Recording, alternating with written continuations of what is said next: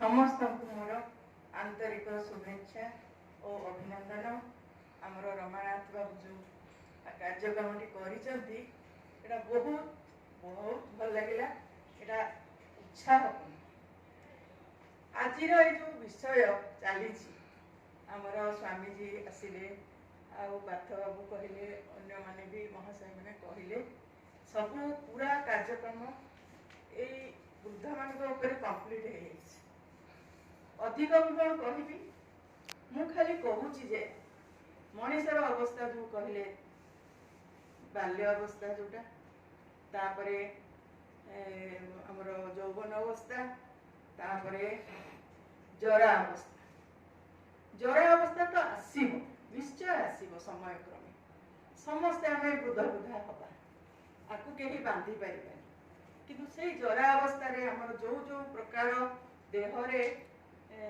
परिवर्तन हम कौन ना आम देह शिथिल हो चली पारिबानी मानसिक विकृति भी आसीबो विकृति आमको मेडिकल फैसिलिटीज भी दरकार पड़िबो घन घन परिश्रा लगे आंठू गंठी बथा हम विभिन्न प्रकार हेले से समय रे आमे कहार साहाय्य ना आमको दरकार चिराचरित पंथा अनुसार बापा माँ को ताको पुओ झील दरकार झील तो बाहा होगी पड़ेब पुओ किंतु एबे जो परिस्थिति हेची आमे तो जॉइंट फैमिली को मारिदे आउ जॉइंट फैमिली नहीं कारण जॉइंट फैमिली कारण होची मूल है इकोनोमी जिते बड़े गाँव में समस्ते रोते एकानवती परिवार थिला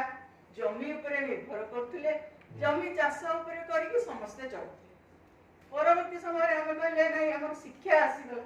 समस्ते पाठ पढ़े बापा माँ भी चाहिए जे आम जदि न पढ़ु आम पिला पाठ पढ़ू सी भी भल मनीष हो सी जीव बाहर चाकरी कर आम जगह छाड़ी जीवन सी जाकि बाहर चाकरी से कथा भी आलोचना है जे गाँ घर बिकिकी बाहर को जी किंतु केते जण बापा माँ जमती मो कथा कहूँ मो अंगरे निभाऊँ मो शाशु शशुर जो चाकरी करते रिटायरमेंट आसला मो हजबैंड से बड़ पुओ तेणु से निष्पत्ति नहीं गले ना आम बड़ पुओ पाखे रहीगले ये भुवनेश्वर मो हजबैंड चाकरी करते मु भी चाकरी करी से मत चाकरिया देखिकी